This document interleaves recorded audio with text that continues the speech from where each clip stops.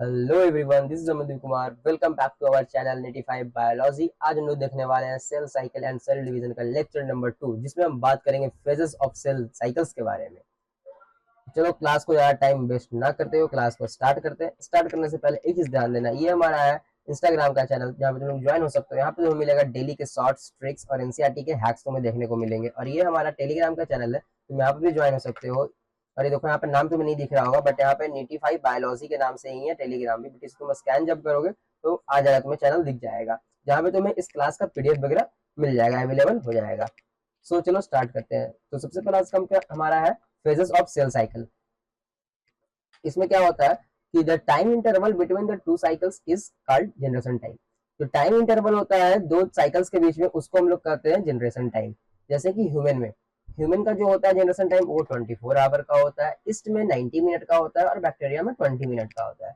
और ये जितने भी जनरेशन टाइम्स है, जितने भी लोग आप जनरेशन टाइम देख रहे हो, ह्यूमंस का, ईस्ट का, बैक्टीरिया का, ये सब क्या है, on an average generation time दिया हुआ है। कितना है? ये एवरेज जनरेशन टाइम दिया हुआ है। क्योंकि देखो ह्यूमन में सेल्स है तो बहुत सारे सेल्स हैं, जैसे किडनी के सेल्स हैं, लिवर के सेल्स हैं, सबका अलग अलग होता है, लेकिन सबको मिला करके एक एवरेज बनाया गया है, एवरेज जनरेशन टाइम ये दिया गया है। ठीक है, तो ह्यूमन का कितना हुआ 24 आवर, ईस्ट का हुआ 90 मिनट, बैक्टीरिया का हुआ 20 मिनट। ठीक है, next next in the 24 hour average duration of a cell cycle of a human cell division properly lasts for only about an hour। जैसे कि इन द 24 आवर, जैसे कि जो हमारा ह्यूमन का जनरेशन टाइम है वो 24 आवर होता है। ठीक है, जिसमें कि सेल क्या करता है, प्रॉपर्ली डिवाइड कर लेता है। पूरे 24 आवर जो है ह्यूमन का, ये हुआ तुम्हारा जनरेशन टाइम। ठीक है, इसमें से तुम्हारा जो 23 आवर है ये प्रिपरेशन टाइम हुआ। ठीक है, मतलब कि सेल वहां पे तैयार होता है, यानी कि ग्रो होने के लिए रेडी होता है, डिवीजन होने के लिए उसको क्या होता है, रेडी होता है, ग्रोथ होता है वहां पे सेल का। ठीक है, लेकिन जो एक आवर लास्ट के बचता है ना, उसमें क्या होता है, सेल डिवीजन हो जाता है। वही चीज लिखा है कि cell division properly list for only about an hour. जो cell division, actual cell division जो होता है ह्यूमन में, वो सिर्फ मात्र 1 घंटा में होता है। लेकिन जो 23 घंटा चलता है वो क्या प्रोसेस चलता है, वो 23 घंटा चलता है तुम्हारा, जिसमें क्या होता है कि वो सेल ग्रोथ करता है, सेल का जो साइटोप्लाज्म का नंबर है वो इंक्रीज करता है। ठीक है, यानी कि हम लोग बोल सकते हैं, जैसे कि तुम नीट का प्रिपरेशन करते हो तो तुम्हारे प्रिपरेशन करने का टाइम तुम्हें ज्यादा लगता है। तुम 1 साल लेते हो नीट का एग्जाम देने में, प्रिपरेशन करने में 2 साल लेते हो। ठीक है, उसी तरह से यहाँ पर भी ये सेल डिवीजन के लिए प्रिपेयर होने के लिए टाइम ज्यादा लगता है। लेकिन जब हम बात कर रहे हैं सेल का डिवाइड का, यानी कि तुम्हारे नीट का एग्जामिनेशन, जो नीट एग्जामिनेशन तुम्हारा होता है वो मात्र 3 घंटा में हो जाता है। उसी तरह से यहाँ पर जो सेल डिवाइड होता है वो मात्र 1 घंटा में हो जाता है। लेकिन जो प्रिपरेशन टाइम है वो क्या होता है, काफी ज्यादा बड़ा होता है। ठीक है, ये हो गया। नेक्स्ट, जो सेल साइकिल होता है वो डिवाइड होता है 2 फेज में। पहला इंटरफेज, दूसरा एम फेज। जो इंटरफेज होता है वो वही क्या होता है, लॉन्गेस्ट फेज होता है, और एम फेज जो होता है वो शॉर्टेस्ट फेज होता है। अब चलो हम लोग एक एक करके पढ़ते हैं, इंटरफेज क्या है और एम फेज क्या है। तो देखो पहले ये तुम्हारा सेल साइकिल है, जो डायग्राम दिया हुआ है सेल साइकिल का दिया हुआ है, जिसमें कि तुम्हारे G1, S, G2 और ये एम फेज। तो यहाँ पर हम लोग कह सकते हैं कि एम फेज में हमारा आता है जितना भी क्या होता है, सेल डिवीजन का प्रॉपर्ली सेल डिवीजन होता है वहां पर। लेकिन G1 फेज, S फेज और G2 फेज ये आता है तुम्हारा इंटरफेज के अंदर। यहाँ पर सेल खुद को क्या करता है, प्रिपेयर करता है डिवीजन करने के लिए। नेक्स्ट देखो इंटरफेस। इंटरफेस में क्या है, the interphase though called the resting phase. Interphase को हम लोग क्या करते हैं, रेस्टिंग फेज के नाम से भी जानते हैं। ये ऐसा is the time during which the cell is preparing for division by undergoing both cell growth and DNA replication in an orderly manner. देखो इंटरफेस में क्या होता है, इंटरफेस को हम लोग क्या कहते हैं, रेस्टिंग फेज भी कहते हैं। यहाँ पर इस दौरान क्या होता है, इंटरफेज में क्या होता है, सेल खुद को प्रिपेयर करता है डिवीजन करने के लिए, खुद को ग्रोथ करवाता है, खुद का डीएनए को रेप्लिकेट करवाता है एक ऑर्डरली मैनर में। ठीक है, ये हो गया। उसके बाद जो इंटरफेज होता है वो एक मेटाबॉलिकली एक्टिव फेज होता है। इसको हम लोग एक और नाम से जानते हैं जिसका नाम है इंटरमाइटोसिस। ठीक है, longest phase of cell cycle का, पूरे सेल साइकिल का लॉन्गेस्ट फेज कौन होता है, तो इंटरफेज होता है तुम्हारा। Next, interphase last for more than 95% of duration of cell cycle. अगर सेल साइकिल हमारा 100 टोटल मान लेते हैं सेल साइकिल को 100%, जिसमें से 95% तुम्हारा उसमें से इंटरफेज होगा और 5% तुम्हारा एम फेज होगा। Next, interphase is divided into 3 further phases. अब जो इंटरफेज है उसको हम तीन फेज में बांटते हैं। कौन कौन सा, G1 फेज, सेकंड है एस फेज, इसको हम लोग सिंथेटिक फेज के नाम से भी जानते हैं, और G2 फेज। और देखो G1 फेज का फुल फॉर्म होगा गैप 1 फेज, G2 फेज का फुल फॉर्म होगा गैप 2 फेज। ठीक है, तो इंटरफेज को हमने कितने भाग में बांटा, 3 भाग में, 3 फेज में बांटा। कौन कौन सा, गैप 1 फेज, सिंथेटिक फेज, फिर गैप 2 फेज। ठीक है, ये हो गया तुम्हारा इंटरफेज। नेक्स्ट चलते हैं हम लोग आगे। नेक्स्ट हमारे पास गैप वन फेज में क्या होता है, it is also known as the first growth phase. देखो इसको में क्या बोलते हैं, फर्स्ट ग्रोथ फेज भी बोलते हैं या फिर पोस्ट माइटोटिक गैप फेज बोलते हैं। पोस्ट माइटोटिक मतलब माइटोसिस के बाद। जब तुम इसका साइकिल देखोगे सेल साइकिल का, देखो साइकिल इस तरह देखते हैं, जैसे कि तुम्हारा साइकिल है सेल साइकिल, इसमें जो जीवन फेज है ये किसके बाद आ रहा है, एम फेज के बाद आ रहा है, तो इसे क्या बोल दिया हमने, post mitotic phase. Mitotic phase के बाद वाला फेज तो क्या काम है, जीवन फेज कहा, ठीक है, ये हो गया। तो देखो अब क्या आगे कहता है, it is the longest phase of interphase. अब देखो पूरे सेल साइकिल का इंटरफेज तो सबसे लॉन्गेस्ट फेज होता है, एम फेज शॉर्टेस्ट होता है। अब इंटरफेज के अंदर भी जीवन फेज जो होता है वो सबसे लॉन्गेस्ट फेज होता है, ठीक है, ये हो गया। नेक्स्ट हम बात करते हैं universal phase found in all cells. ये जो जीवन फेज होता है ये यूनिवर्सल फेज होता है, ये सारे के सारे सेल्स में पाया जाएगा तुम्हारा, ठीक है। लेकिन जीनोट फेज एक ऐसा फेज होता है जो कि सारे सेल्स में नहीं पाया जाता है, वो हम लोग आगे डिस्कस करेंगे। Next G one phase corresponds to the interval between mitosis and initiation of DNA replication. देखो जीवन फेज क्या होता है इसमें कि ये इंटरवल है किसके बीच का, जीवन फेज है जो किसके बीच में आता है, तो तुम्हारा माइटोसिस के बीच में यानी कि एम फेज के बीच में, और इनिशिएशन ऑफ डीएनए रेप्लिकेशन जो कि होता है एस फेज में। एस फेज और एम फेज के बीच में आता है तुम्हारा जीवन फेज। वही कह रहा है इनिशिएशन ऑफ डीएनए रेप्लिकेशन यानी कि एस फेज और माइटोसिस फेज यानी कि एम फेज। तो एम फेज और एस फेज दोनों के बीच में क्या आएगा, तो तुम्हारा जीवन फेज आएगा। ये नेक्स्ट हमारा ड्यूरिंग द जीवन फेज के दौरान cell is metabolically very active. जो सेल तुम्हारा है वो मेटाबॉलिकली वेरी एक्टिव होता है एंड कंटिन्यूअसली ग्रो, और लगातार उसमें ग्रोथ होते रहता है किसका, तो साइटोप्लाज्म का नंबर उसमें बढ़ते जाता है। लेकिन but does not replicate its DNA, लेकिन वो अपना डीएनए को रेप्लिकेट नहीं करता है। जीवन फेज में डीएनए रेप्लिकेट नहीं होता है, डीएनए का रेप्लिकेशन नहीं होता है, ठीक है। वहां पे सिर्फ क्या होगा, जो साइटोप्लाज्म का रेशियो है, नंबर है, वो बढ़ते जाएगा, ठीक है। RNA and protein are synthesized, यहाँ पे क्या होता है, आरएनए और प्रोटीन सिंथेसाइज होता है लेकिन डीएनए रेप्लिकेशन नहीं होता है जीवन फेज में। ये हो गया। नेक्स्ट चलते हैं हम लोग आगे। नेक्स्ट हमारे पास क्वेश्चन आया क्या, गैप वन फेज का, identify the correct statement with regards to the gap one G one phase of interphase. ये देखो नीट 2020 का क्वेश्चन है तुम्हारे पास, इसमें तुम्हारे करेक्ट स्टेटमेंट बताना है जीवन के लिए। Cell is metabolically active but do not replicate its DNA, सही है। Nuclear division takes place, nuclear division नहीं होता है। डीएनए सिंथेसिस और रेप्लिकेशन टेक्स प्लेस, ये भी नहीं होता है। Recognization of a cells component takes place, ये भी नहीं होता है। इसका आंसर क्या जाएगा, ऑप्शन नंबर ए, जो कि सही है। देखो यहाँ पर आंसर दिया हुआ भी है, ये सही है। नेक्स्ट देखो, whether a cell has to divide or not, decision is made into G1 phase। अब सेल को मतलब डिवाइड करना है या नहीं करना है, ये डिसीजन जो बनता है ये कहाँ बनता है, जीवन फेज में ही बन जाएगा कि वो सेल डिवाइड करेगा कि नहीं करेगा, ठीक है। If the cell will divide it will enter the S phase. अगर सेल डिवाइड मतलब वो डिसीजन उसका बन गया, हाँ भाई हम डिवाइड करेंगे, तो वो कहाँ जाएगा, एस फेज में चला जाएगा। लेकिन उसका डिसीजन बना कि नहीं हम डिवाइड नहीं करेंगे, ठीक है, सेल विल नॉट डिवाइड, तो कहाँ इंटर कर जाएगा, जी नॉट फेज में इंटर कर जाएगा। Also known as quiescent phase. अब जी नॉट फेज को हम लोग एक और नाम से क्या जानते हैं, क्वोशंट फेज के नाम से भी जानते हैं। सेल आर मेटाबॉलिकली एक्टिव, जहां पर सेल है जो मेटाबॉलिकली एक्टिव रहता है लेकिन वहां पर सेल डिवीजन नहीं होता है जी नॉट फेज में। सेल विल नॉट डिवाइड, वो लिखा है, सेल यहाँ पे डिवाइड नहीं होता है लेकिन यहाँ पे सेल जो है वो मेटाबॉलिकली एक्टिव रहता है। Very very important line. अच्छा नेक्स्ट हमारा exit of the cell cycle. अब देखो जी नॉट फेज को हम लोग और भी नाम से जानते हैं, जिसको यहाँ पे प्रायोरिटी वाइज तुम्हारे दिया हुआ है, ये जो क्या बोलते हैं ग्रेटर देन का जो साइन है ये दिया हुआ है प्रायोरिटी वाइज के हिसाब से दिया हुआ है, ठीक है। अब कैसे, जो देखो अगर तुम्हारे एग्जाम में अगर ऑप्शन आता है, ऑप्शन में एग्जिस्ट ऑफ सेल साइकिल है, सस्पेंड द सेल साइकिल है, टर्मिनेट द साइकिल है, और बोल दिया कि जी नॉट फेज को और हम लोग क्या कहते हैं, तो आंसर तुम्हारा सबसे पहला क्या जाएगा, exist of a cell cycle. अगर ये नहीं है, एग्जिस्ट ऑफ सेल साइकिल नहीं है, suspend the cell cycle, suspend cell cycle. अगर ये नहीं है तो जाएगा टर्मिनेट सेल साइकिल। यानी कि प्रायोरिटी सबसे पहले किसको देना है, एग्जिस्ट ऑफ सेल साइकिल को, फिर देना है सस्पेंड सेल साइकिल को, फिर देना है टर्मिनेट सेल साइकिल को, ठीक है। अच्छा ये हो गया। नेक्स्ट अब देखो लिखा है heart cell and nerve cell in the adult human. Adult human में हार्ट सेल है या फिर नर्व सेल है, ठीक है। Do not appear exhibit division, ये कभी भी डिवीजन नहीं करता है। एंड मेनी अदर सेल, और बहुत सारे ऐसे सेल है जो कि डिवाइड करता है लेकिन वो ओकेजनली डिवाइड करता है, ऐसे डिवाइड नहीं करता, वो ओकेजनली डिवाइड करेगा, ठीक है। As needed to be replace cell, जब उसको जरूरत हो, जब उसको रिप्लेस करना हो तभी जाकर वो डिवाइड करेगा, वरना डिवीजन नहीं करता है, ठीक है। That have been lost because of injury और सेल डेथ, अगर कहीं का सेल डेथ हो गया है या फिर कुछ इंजुरी के कारण वहां पर सेल का डेड हो गया है, तभी जाकर के वो डिवाइड करता है। लेकिन बहुत सारा ऐसा सेल होता है जैसे कि हार्ट सेल और नर्व सेल, वो डिवीजन एग्जिबिट ही नहीं करता है, वो वहां पर डिवीजन होता ही नहीं, वो हमेशा कौन सा फेज में रहेगा, वहां पर का सेल जीरो फेज में रहता है। वो मेटाबॉलिकली एक्टिव तो है लेकिन वो डिवाइड नहीं कर रहा है। ठीक है, ये हो गया। नेक्स्ट हम लोग आगे बढ़ते हैं।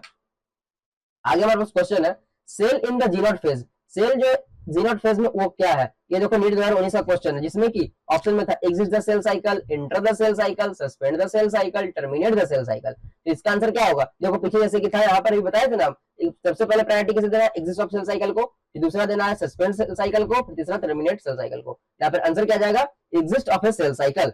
सेल साइकिल क्या हो गया यहाँ पर से एग्जिस्ट कर गया, तो क्या जाएगा यहाँ पे आंसर मेरा ऑप्शन नंबर ए। चेक करो आंसर ये है कि नहीं। चलो ए है भी। नेक्स्ट चलते हैं आगे। नेक्स्ट क्वेश्चन है नीट 2020 का, some dividing cell exist the cell cycle. कुछ डिवाइडिंग सेल है जो एग्जिस्ट कर देता है सेल साइकिल को, चला जाता है कौन सा, entering the vegetative inactive stage, this is called the quiescent stage, G naught stage जिसे कहते हैं। This process occur at the end of, अच्छा ये जो जीनोट फेज में गया, ये प्रोसेस कब होता है, किसके एंड में होगा, किसके बाद होगा, ये पूछ रहा है। तो एस फेज में होगा, जी2 फेज के बाद होगा, एम फेज के बाद होगा, या फिर जी1 फेज के बाद होगा। मतलब कि जीनोट, इसका इस क्वेश्चन का सिंपल मतलब यही है कि जीनोट फेज किसके बाद आता है, तो जीवन फेज के बाद आता है। जीवन जब खत्म होता है तो जीनोट फेज शुरू हो जाता है, जीवन खत्म होता है तो एस भी शुरू होता है और तुम्हारा जीनोट भी शुरू होता है। तो आंसर क्या जाएगा, ऑप्शन नंबर डी, जीवन फेज। देखो है जीवन फेज। नेक्स्ट चलते हैं आगे। नेक्स्ट हमारा सिंथेटिक फेज क्या होता है, सिंथेटिक फेज जिसे हम लोग एस फेज के नाम से भी जानते हैं। इसके बारे में देखो क्या है, तीन इंपॉर्टेंट इवेंट होता है कहां, तो एस फेज में कौन कौन सा, replication of centriole, synthesis of histone protein, replication of DNA. तीन चीज एस फेज का, तीन चीज हमेशा याद रखना, कौन कौन सा, तो replication of centriole, synthesis of histone protein, replication of DNA. ठीक है, नेक्स्ट आगे बढ़ते हैं। During this time the amount of DNA परसेंटेबल, इस दौरान मतलब इस फेज में क्या होता है, डीएनए का जो नंबर है वो दुगना हो जाता है। ठीक है, इनिशियल अमाउंट अगर डीएनए का 2C था तो फिर इस फेज में आकर के वो 4C हो जाएगा। लेकिन वही बात करते हैं क्रोमोसोम का, तो क्रोमोसोम का नंबर कुछ भी इंक्रीज नहीं होता है। क्रोमोसोम का अगर नंबर पहले से 2n था और एस फेज में गया तो भी 2n होगा, एस फेज में है या एस फेज के बाद भी इसका नंबर, क्रोमोसोम का नंबर 2n का 2n ही रहता है। यानी कि हम यहाँ पे सिंपल कह सकते हैं कि एस फेज में सिर्फ डीएनए का रेप्लिकेशन होता है, क्रोमोसोम का रेप्लिकेशन नहीं होता है। वही नेक्स्ट लाइन लिखा है, however there is no increase in the chromosome number, यहाँ पर कोई भी इंक्रीजमेंट नहीं होता है क्रोमोसोम नंबर में। if the cell had diploid, cell या तो डिप्लॉइड हो और 2n number of chromosome eight G1, अगर G1 में 2n नंबर है, 2n यानी कि डिप्लॉइड सेल है, और even after S phase, S phase के बाद भी उसका जो क्रोमोसोम का नंबर है वो बाद में 2n ही रहेगा, यानी उसका डिप्लॉइडी चेंज नहीं होगा, प्लॉइडी चेंज नहीं होगा। ठीक है, नेक्स्ट कहता है कि in animal cell during the S phase, animal cell में एस फेज के दौरान DNA replication begins, DNA replication शुरू होगा कहां, न्यूक्लियस के अंदर, and the centriole duplicates in the cytoplasm, और जो सेंट्रियोल्स का जो डुप्लीकेशन होगा वो साइटोप्लाज्म में होगा। यहाँ पे थोड़ा ध्यान देने वाली बात ये है, यहाँ पर देखो एग्जामिनर कैसे तुमसे ट्विस्ट का क्वेश्चन बताएगा। ठीक है, सेम लाइन यहाँ पे चिपकाएगा, ये एनसीईआरटी का सेम लाइन है। ठीक है, ये पूरा जो लाइन दिया हुआ है, जो पूरा लाइन दिया हुआ है एनसीईआरटी का लाइन है, इसको कैसे एग्जामिनर ट्विस्ट करेगा वो समझो। लिखेगा एग्जामिनर क्वेश्चन में, in animal cell during the S phase DNA replication begin in the cytoplasm and the centriole duplicates in the nucleus, ऐसे करके एक्सचेंज करेगा और तुमको घुमा देगा, कंफ्यूज करेगा यहाँ पे, और तुम क्या करोगे, इसे सही करके चलाओगे जल्दी से पढ़ के। तो ये तो एनसीईआरटी का लाइन है, लेकिन तुम यहाँ पे ध्यान देना, डीएनए रेप्लिकेशन जब भी होता है वो कहाँ होगा, न्यूक्लियस में होगा, लेकिन सेंट्रियोल का डुप्लीकेशन कहाँ जब भी होता है वो कहाँ होता है, साइटोप्लाज्म में होता है। ठीक है, तो एनसीईआरटी को थोड़ा ध्यान से पढ़ना। चलो नेक्स्ट चलते हैं लोग आगे। नेक्स्ट है क्वेश्चन हमारे पास नीट 2021 का, centriole undergoes duplication during, centriole का जो डुप्लीकेशन होता है किसके दौरान होता है, तो S phase, prophase, metaphase, G2 phase. तो एस फेज के दौरान होता है, अभी पढ़ा है, ऑप्शन नंबर ए सही है। नेक्स्ट चलते हैं आगे। नेक्स्ट हमारे पास जी2 फेज। जी2 फेज क्या होता है, जी2 फेज को हम लोग क्या कहते हैं, एक और नाम से, कौन सा नाम से जानते हैं, तो सेकंड ग्रोथ फेज के नाम से जानते हैं, और प्री माइटोटिक गैप फेज के नाम से भी जानते हैं। प्री माइटोटिक क्यों, क्योंकि देखो ना यहाँ पे G1 है, ये S है, ये G2 है, फिर M है, तो M का क्या हो रहा है, पहले आ रहा है, तो इसे क्या बोल दिए, प्री माइटोटिक, मतलब माइटोसिस के यानी M फेज के पहले वाला फेज, इसलिए इसे क्या बोल दिए, प्री माइटोटिक फेज बोल दिए। ठीक है, ये हो गया। Next, tubulin protein are synthesised while cell growth continue, यहाँ पर क्या होता है, G2 फेज में ट्यूबुलिन प्रोटीन का फॉर्मेशन होता है। और जो सेल ग्रोथ था, जैसे कि G1 फेज में सेल ग्रोथ तुम्हारा हो रहा था, उसी तरह से G2 फेज में भी सेल का ग्रोथ कंटिन्यू रहेगा। G1 में, S में, G2 में, तीनों फेज में सेल ग्रोथ कंटिन्यू होते ही रहेगा। और क्या होता है, यहाँ पे ट्यूबुलिन प्रोटीन का फॉर्मेशन होगा और जितने भी ऑर्गेनेल्स है वो सब डुप्लीकेट कर जाएंगे, मतलब सब दुगना हो जाएगा। माइटोकॉन्ड्रिया हो गया, सेंट्रियोल तो पहले से ही हो गया तुम्हारा, फिर तुम्हारे पास और भी गोल्जी बॉडीज वगैरह जितने भी है ये सब ऑर्गेनेल्स क्या होंगे, डुप्लीकेट कर जाएंगे।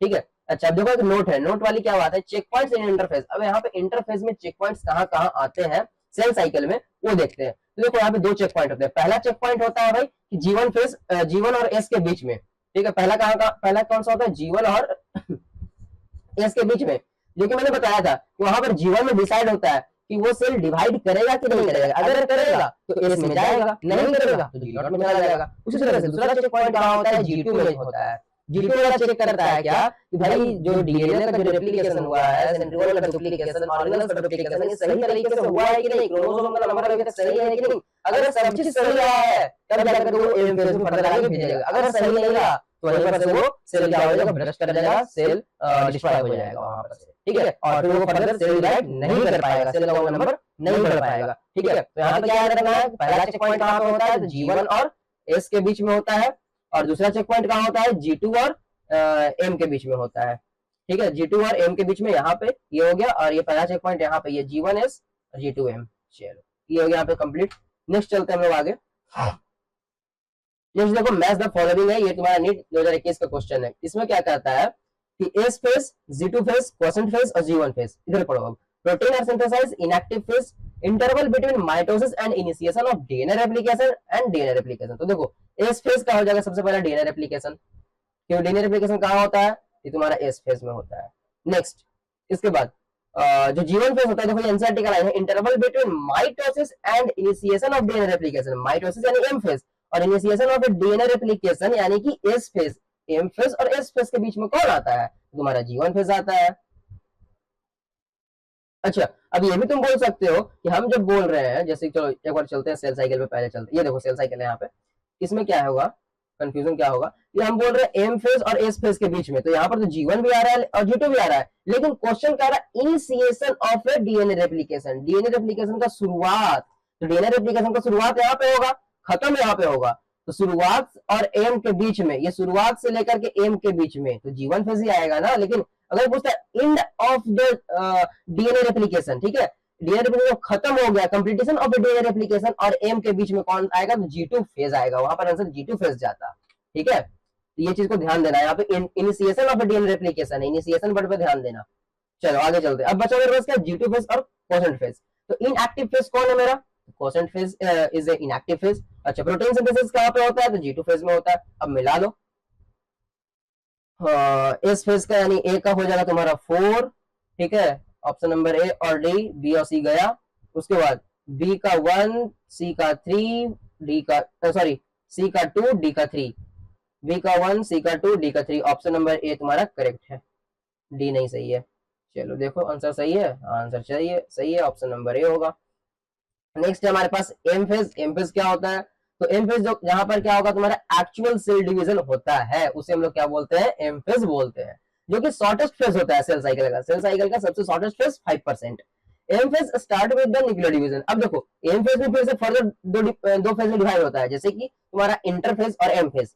पहले पूरा सेल साइकिल दो फेज में डिवाइड हुआ, कौन कौन सा, इंटरफेज, एम फेज। अब इंटरफेज फिर फर्दर डिवाइड हुआ 3 फेज में, G1 फेज, S फेज और G2 फेज। उसी तरह से एम फेज भी फर्दर 2 फेज में डिवाइड होता है, कौन कौन सा, कैरियोकाइनेसिस, साइटोकाइनेसिस। कैरियोकाइनेसिस जहां पर न्यूक्लियर का डिवीजन होगा और साइटोकाइनेसिस जहां पर साइटोप्लाज्म का डिवीजन होगा। तो देखो वही कह रहा है कि M phase start with the nuclear division. M phase जो है वो स्टार्ट होता है न्यूक्लियर डिवीजन से, corresponding to the separation of a daughter chromosome, जहां पर सेपरेशन होता है डॉटर क्रोमोसोम का, जिसे हम लोग कैरियोकाइनेसिस बोलते हैं, एंड यूजुअली एंड्स विद, और यूजुअली खत्म होता है किसके साथ, डिवीजन ऑफ ए साइटोप्लाज्म। अच्छा यहां पर वर्ड देखो, वर्ड को पकड़ो, यूजुअली लिखा है। यूजुअली का क्या मतलब है कि कभी कभी ये मतलब ज्यादातर, इसमें कभी कभी नहीं बोल सकते, ज्यादातर ये खत्म होता है साइटोप्लाज्म के साथ, यानी कि सॉरी ज्यादातर ये खत्म होता है साइटोकाइनेसिस के दौरान, साइटोकाइनेसिस के द्वारा, यानी कि डिवीजन ऑफ साइटोप्लाज्म, साइटोप्लाज्म के डिवीजन के साथ क्या होता है, ये खत्म होता है। लेकिन यहाँ वर्ड लिख रहा है कभी कभी का क्या मतलब है, कि कभी कभी का मतलब ये होता है, तुमने पढ़ा होगा, जैसे कि मसल्स क्या होता है, मल्टी न्यूक्लिएटेड होते हैं, मसल का जो सेल होता है वो मल्टी न्यूक्लिएटेड होता है। फिर न्यूक्लियर में जो एंडोस्पर्म होता है वो भी मल्टी न्यूक्लिएटेड होता है। क्यों? क्योंकि वहां पे साइटोकाइनेसिस होता ही नहीं है, वहां पर सिर्फ क्या होगा, कैरियोकाइनेसिस होता है और रुक जाता है। ठीक है, इसलिए यहाँ पर वर्ड क्या लिखता है NCERT, usually ends with division of A cytoplasm. अब यहाँ पर तुम्हें एग्जामिनर क्या कंफ्यूज करेगा, क्या दे देगा, always and with division of A cytoplasm, जो कि गलत है। हमेशा डिवीजन ऑफ साइटोप्लाज्म, साइटोप्लाज्म का डिवीजन से खत्म नहीं होता है, यानी साइटोकाइनेसिस से हमेशा खत्म नहीं होता है। ठीक है, ज्यादातर होता है खत्म, और कभी कभी ये साइटोप्लाज्म से खत्म नहीं हुआ, सिर्फ कैरियोकाइनेसिस तक आके रुक जाता है। ठीक है, ये हुआ। अब देखो कैरियोकाइनेसिस और साइटोकाइनेसिस। कैरियोकाइनेसिस क्या होगा, डिस्कवर बाय स्केलेटर और डिवीजन ऑफ ए न्यूक्लियस। और यहाँ पर क्या होता है कैरियोकाइनेसिस में, तो तुम्हारा न्यूक्लियस का डिवीजन होगा, और डिस्कवर कौन किया था, तो स्केलेटर ने किया था, ऑलवेज अगर बिफोर साइटोकाइनेसिस। और जो कैरियोकाइनेसिस है हमेशा साइटोकाइनेसिस से पहले होता है। ठीक है, और देखो अब कैरियोकाइनेसिस को भी हम लोगों ने फर्दर 4 फेज में बांट दिया। कौन कौन सा, तो प्रोफेज, मेटाफेज, एनाफेज और टेलोफेज, जो कि हम लोग पढ़ेंगे नेक्स्ट क्लास में। ठीक है, अब बात करते हैं साइटोकाइनेसिस का। साइटोकाइनेसिस में क्या होगा, डिस्कवर बाय व्हाइटमैन। साइटोकाइनेसिस को डिस्कवर किसने किया, तो व्हाइटमैन ने डिस्कवर किया। अच्छा, डिवीजन ऑफ साइटोप्लाज्म। साइटोकाइनेसिस में होता क्या है, तो साइटोप्लाज्म का डिवीजन होता है, और जो साइटोकाइनेसिस होता है वो हमेशा कैरियोकाइनेसिस के बाद ही होता है, ऑलवेज अकर आफ्टर कैरियोकाइनेसिस। जब कैरियोकाइनेसिस हो जाएगा तब जाकर के तुम्हारा साइटोकाइनेसिस होगा। ठीक है, अच्छा, अब साइटोकाइनेसिस भी 2 तरह के होते हैं, एक होता है सेल प्लेट मेथड, एक होता है सेल फर्रो मेथड। कौन कौन सा, एक होता है सेल प्लेट मेथड जहां पे सेल प्लेट का फॉर्मेशन होगा, और एक होता है cell furrow method. Cell furrow में तुम्हारा सेल फर्रो का फॉर्मेशन होगा। देखो सेल प्लेट में क्या होता है, सेल प्लेट कहाँ होगा, तो प्लांट सेल में तुम्हारा सेल प्लेट मेथड के द्वारा साइटोकाइनेसिस होता है, लेकिन एनिमल सेल्स में हमेशा सेल फर्रो मेथड से तुम्हारा साइटोकाइनेसिस होता है। सेल प्लेट मेथड में क्या होगा कि जैसे ये सेल है, ठीक है, इसमें अंदर से बाहर की ओर डिवीजन होता है, और सेल फर्रो मेथड में बाहर से अंदर की ओर, यानी कि जैसे कि ये सेल है, एनिमल सेल है, इसमें क्या होगा, कुछ ऐसा कंस्ट्रिक्टेड टाइप बन जाएगा, यहाँ पर सब सेल डिवाइड कर जाएगा। लेकिन वही सेल प्लेट मेथड में क्या था, सेल है, इसमें अंदर से बाहर की तरफ मतलब सेल क्या करेगा, डिवाइड करेगा। ठीक है, ये था। नेक्स्ट देखो, जो एम फेज होता है उसके भी 3 टाइप्स होते हैं, types of M phase. M phase के देखो, वो एम फेज का फेज था। ठीक है, ये जो कैरियोकाइनेसिस साइटोकाइनेसिस है, ये एम फेज का फेज था, कि कैरियोकाइनेसिस और साइटोकाइनेसिस। लेकिन एम फेज का हम लोग क्या देख रहे हैं, टाइप्स देख रहे हैं। ठीक है, एम फेज का टाइप्स कितना होता है, 3 टाइप्स होता है। कौन कौन सा, तो एमाइटोसिस, माइटोसिस और मियोसिस। ठीक है, तो एमाइटोसिस क्या होता है, ये देख लो। एमाइटोसिस को डिस्कवर किसने किया था, तो रिमैक नाम का साइंटिस्ट ने किया था। कहाँ किया था, तो embryo cell of chicken, chicken के एम्ब्रियो सेल में किया था। Just like a binary fission. अब जो एमाइटोसिस होता है वो एक बाइनरी फिजन के जैसा ही होता है। One cell divide to form 2 cell of equal size. यहाँ पर क्या होता है एमाइटोसिस में, कि एक सेल डिवाइड करता है और 2 इक्वल साइज का सेल का फॉर्मेशन करता है। ठीक है, division of A nucleus and cytoplasm occur simultaneously. अब यहाँ पर एमाइटोसिस में जो डिवीजन होता है न्यूक्लियस का और साइटोप्लाज्म का, वो साइमल्टेनियसली होता है, यानी साइमल्टेनियसली कहने का मतलब कि साथ साथ होता है न्यूक्लियर और साइटोप्लाज्म का डिवीजन। ठीक है, next is cell division of monorans, some protozoans such as paramecium and also occur in disease cell। अब ये सेल डिवीजन कहाँ होगा, यानी एमाइटोसिस कहाँ होगा, कुछ मोनेरंस में होगा, कुछ प्रोटोजोन्स में होगा, जैसे कि पारामेसियम में, फिर कुछ डिजीज अकरिंग सेल्स में होगा, जैसे कि जो डिजीज अकर सेल होता है उसमें होता है। ठीक है, ये तुम्हारा एमाइटोसिस। अब इसका कुछ क्वेश्चंस देखते हैं जो कि तुम्हारा नीट 2016 का क्वेश्चन है। When cell has stalled DNA replication for which checkpoint should be predominantly active.